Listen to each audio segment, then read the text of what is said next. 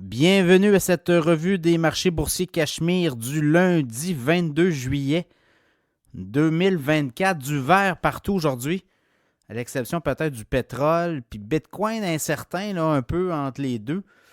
Donc à Toronto, le TSX a monté de 182 points, 22 872. Le Dow Jones en hausse de 127 points, 40 415 points. Le S&P 500 en hausse de 59,4 points, 5 564. Le Nasdaq en hausse de 280 points, 18 007 points. Le pétrole a retraité de 35 cents, le WTI référence à 79,78. Ça se refroidit du côté du pétrole. Il y a des stocks et on n'est pas convaincu là, avec la Chine. La croissance également, le Bitcoin baisse de 2,77 $. En fait, pas 2 $, 277,26 à 67 870. Donc, c'est un peu ça. Sinon, les nouvelles, aujourd'hui, on a eu un rebond. Ça avait baissé beaucoup. La semaine dernière, c'était une très mauvaise semaine à la bourse. Et là, il y a un rebond.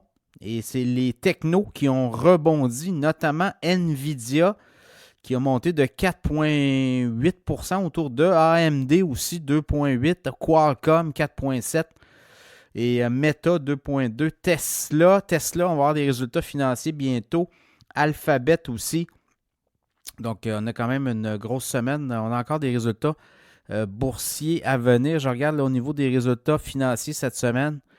On a eu la semaine, on a commencé avec Verizon, notamment SAP. Demain, des gros noms, on a Tesla, Spotify, Alphabet, Google, Coca-Cola, GM, Visa. Ça, c'est juste demain. Il y en a d'autres, là. Mercredi, AT&T, Ford, Chipotle aussi. Jeudi, on a Decker, Brand, Dexcom, Skechers, entre autres, dans le commerce au détail. Et Valero, puis vendredi, 3M, puis la semaine prochaine, on va avoir du Apple, on va avoir Meta. On va avoir des gros noms Amazon aussi. Donc, c'est un peu ça. Donc, côté techno, ça rebondit. Si je regarde le CrowdStrike, là, la fameuse compagnie de cyber spécialiste de la sécurité informatique, lui se fait varger dessus, baisse de 13,4%. CrowdStrike, là, si on regarde depuis jeudi dernier, il est en chute libre assez de façon non équivoque. Là. On est en baisse de on était à jeudi à 345, on est rendu à 263,91 $. Et ça continue. Microsoft est épargné dans toute cette saga-là. Je regarde Delta Airlines aussi, baisse. C'est toute l'histoire des compagnies aériennes qui sont un peu éprouvées là, par rapport à cette... c'est pas un virus, il faut faire attention là, par rapport à cet incident informatique-là. Donc, ça touche aussi par la bande des compagnies impliquées.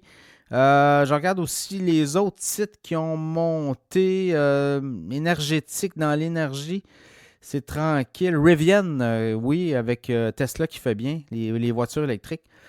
Donc, c'est un peu ça. Demain, on va avoir d'autres données. Là, sur les taux d'intérêt, clairement, du côté canadien, on s'attend à une baisse mercredi. Une autre baisse de 25 points de base du taux directeur. On est à 4,75. On serait à 4,50, 4,5 % du côté des États-Unis.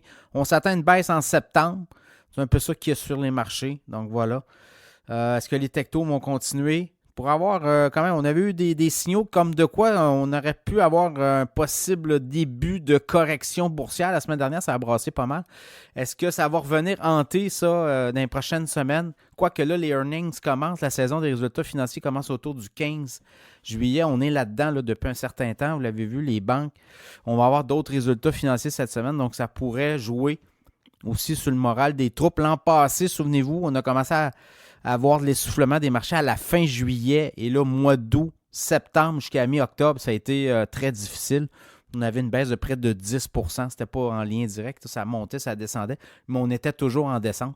Donc, ça sera surveillé demain. D'autres résultats financiers et des indicateurs sur la bonne tenue de l'économie américaine notamment.